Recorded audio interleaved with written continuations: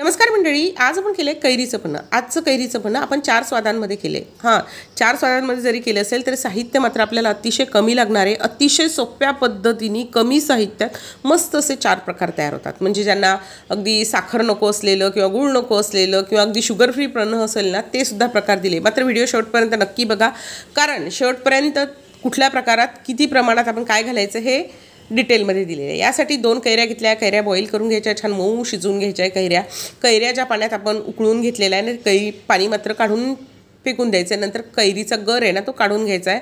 हा सगळा गर व्यवस्थित हाताच्या साहाय्याने किंवा चमच्याच्या साहाय्याने काढून घ्या. थोड्या कैऱ्या गार होऊ द्या, त्यानंतर काढा. त्यानंतर कैरीची जी कोय आणि साल असतं त्याला खूप प्रमाणात गर लागलेला असतो, त्यामुळे त्यामध्ये पाणी घालायचं आहे आणि त्याचा उरलेला सगळा पल्प काढून घ्यायचा आहे. आता हा पल्प, हे पाणी, हे सगळं मिक्सरच्या भांड्यामध्ये घालायचं आहे आणि मिक्सरला एकदा छान फिरून घ्यायचं. रवीने फिरवू शकतात, पण मिक्सरला फिरवलं की मस्त एकसंध असं तयार होतं.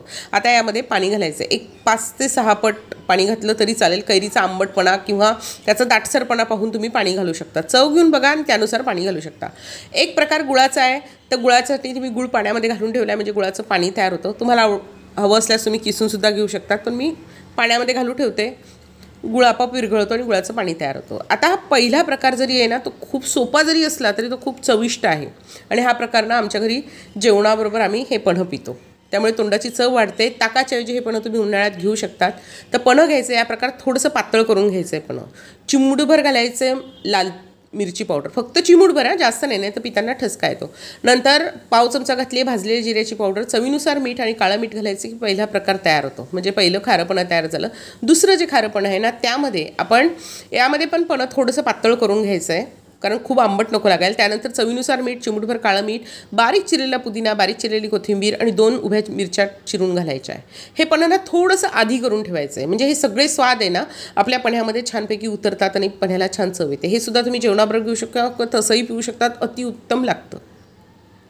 आता तिसरा प्रकार आहे, यामध्ये आपण पन्हं घेतलं, याला फार पातळ केलेलं नाही आहे. यामध्ये अगदी चिमूटभर मीठ घालायचं, जास्त नाही, आणि चिमूटभरच घालायची जिऱ्याची पावडर. दोन्ही याच्यामध्ये आपण पाव चमचा जिऱ्याची पावडर घातली, इथे मात्र अगदी चिमूटभर जिऱ्याची पावडर घालायची आहे. वेलची पावडर घालायची. वेलची पावडर पण जास्त घालायची नाही, खूप अति नको घालायची. अगदी मस्त स्वाद येईल एवढी वेलची पावडर घालायची.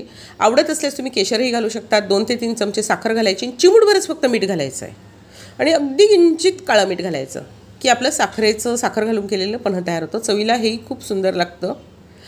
आणि आता राहिला शेवटचा प्रकार, तर गूळ बघा आपला विरघळलेला आहे, म्हणजे गुळाचं पाणी तयार झालं. हे गुळाचं पाणी आपण एका ग्लासमध्ये घालून घ्यायचं आहे.